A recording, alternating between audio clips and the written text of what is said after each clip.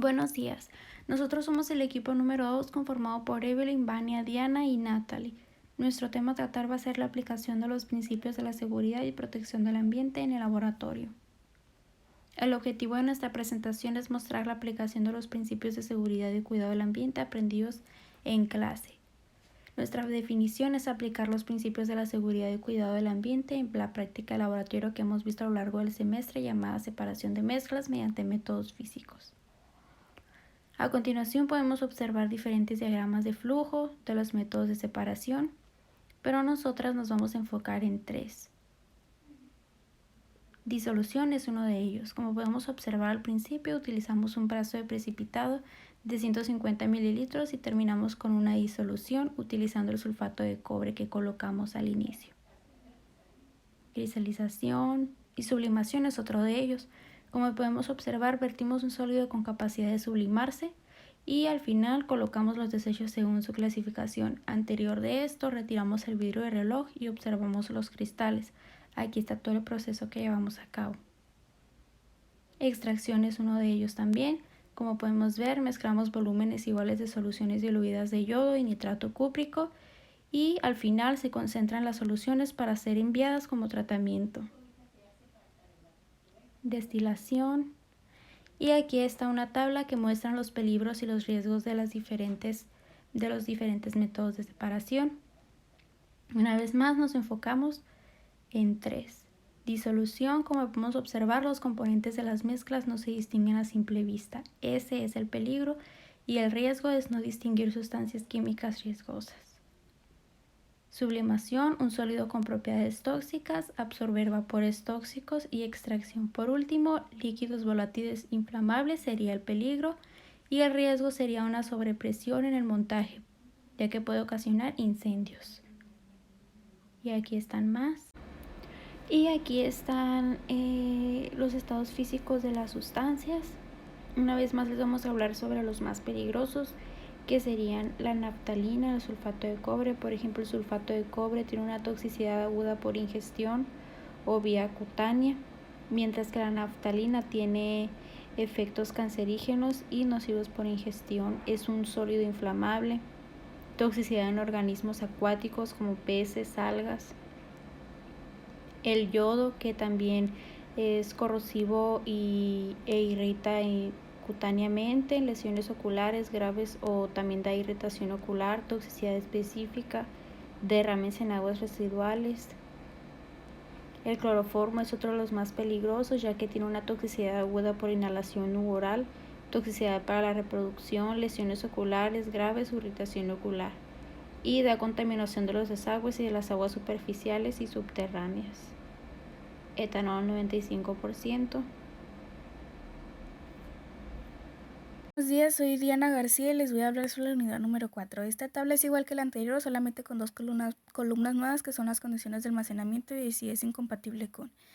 Aquí tenemos al sulfato de calcio, al cloruro de sodio, al nitrato de plata al 5% y tenemos al sulfato de cobre. Es uno de los cuales nos vamos a enfocar, que sus condiciones de almacenamiento son que debe utilizarse una ventilación local y general, deben eliminarse depósitos de polvo y solamente pueden usarse envases que han sido aprobados. Es incompatible con ninguna. Luego tenemos a la naftalina, que es otra sustancia en la cual nos vamos a enfocar, que sus condiciones de almacenamiento es que tiene que ser compatible el embalaje y solamente pueden utilizarse envases que han sido aprobados. Es incompatible con sustancias comburentes. Luego tenemos al yodo, al nitrato de cobre al 1%, al cloroformo, que es otra de las sustancias en las cuales nos vamos a enfocar, que sus condiciones de almacenamiento es que se deben almacenar en lugares permanentemente ventilados. Tiene que ser compatible el embalaje y solamente pueden usarse envases que han sido aprobados, y las condiciones es incompatible con sustancias componentes. Tenemos al etanol el 95%. Después tenemos a las etiquetas de identificación de residuo. El primer residuo es del procedimiento de extracción, el cual es el cloroformo puro al 90% y solvente en agua puro al 100%. Su clasificación clave-Creti es tóxico o inflamable. Luego tenemos al segundo residuo, que es del procedimiento de disolución, que es el sulfato de cobre puro al 83%, agua condensada pura al 16%. Y su clasificación clave-Creti es explosivo y tóxico. Y por último, tenemos al residuo del procedimiento de sublimación, que es el naftaleno puro al 100%, que su clasificación clave es tóxico. Luego tenemos a la bitácora, donde se describe el residuo. El cloroformo su estado físico es líquido, es reactivo al aire, es un halógeno y su cantidad de residuos son 2 gramos. Luego tenemos al sulfato de cobre, que su estado físico es un líquido, es un metal pesado, que es el cobre, es un oxidante y su cantidad de residuos es 1 gramo. Luego tenemos a la naftalina, que su estado físico es líquido, que es reactivo al aire y la cantidad de residuos son 2 gramos. Y hablaré sobre los peligros identificados en la práctica, así como la estrategia de reducción de riesgos. Primero tenemos a la disolución, donde se presenta un peligro químico, que es el uso del sulfato de cobre. Para la reducción de riesgos se necesita equipo de protección personal, siendo bata de laboratorio, guantes, lentes de seguridad y mascarilla. Necesitamos controles de ingeniería y controles administrativos. Luego se presenta la sublimación, donde está un peligro químico, que es el uso del naftaleno. Aquí necesitamos equipo de protección personal, controles de ingeniería y controles administrativos. Para la reducción de riesgos, luego tenemos la extracción, donde el peligro es el uso del cloroformo. Necesitamos equipo de protección personal, que sería bate de laboratorio, guantes y lentes de seguridad. Controles de ingeniería sería la ventilación general, se necesita en los anteriores de igual forma, y controles administrativos, que es la capacitación sobre el manejo de residuos peligrosos e instrumentales, también aplica para los anteriores. Luego tenemos la tabla hiper, donde las categorías más altas fueron los que estamos tratando. Primero tenemos a la disolución, que la actividad podría ser el derrame de la solución, que es el uso del sulfato de cobre, siendo esta marcada en categoría medio. Luego tenemos a la sublimación, que es donde se utiliza la naftalina, y nosotros la tenemos. Evelyn y yo les voy a hablar sobre las últimas 2 actividades que realizamos para llevar a cabo nuestro último proyecto. En el caso de nuestro informe de respuesta a emergencias, detectamos que en el caso de 3 procedimientos, los cuales son decantación, filtración al vacío y filtración por gravedad, resaltaban los mismos peligros y pues por ende su acto de respuesta.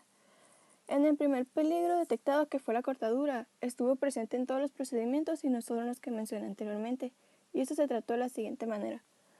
De cortarse con algún material, se debe lavar con agua por 10 minutos la herida, después aplicar un antiséptico y por último cubrir dicha herida. En el caso de las salpicaduras de líquidos en los ojos, se debe localizar la hoja de datos de seguridad para un correcto tratamiento. Después se debe realizar un lavado de ojos aplicando un chorro directamente de 15 a 20 minutos.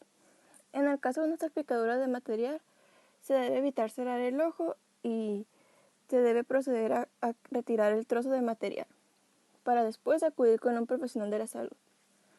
En el caso de los derrames líquidos, se debe desalojar la zona, señalar el derrame para proceder a una ventilación. Después se debe contrarrestar su efecto con una neutralización.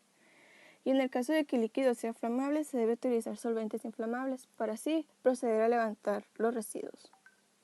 En el caso del procedimiento de sublimación, detectamos que había otra emergencia, la cual es una quemadura, y en esa se debe dejar correr el agua fría sobre la quemadura, para después cubrirla con un vendaje estéril y seco y así protegerla de unas presiones o fricciones. Mientras que en el caso de la prevención en práctica modelo nos basamos en los principios de la química verde, donde el procedimiento de precipitación nos pareció más útil pues por su residuo peligroso. En este aplicamos algunos principios como el uso de solventes más seguros y de igual manera el análisis en tiempo real para prevenir la contaminación y pues por ende ese residuo. Finalizamos con una menor síntesis química con materiales peligrosos.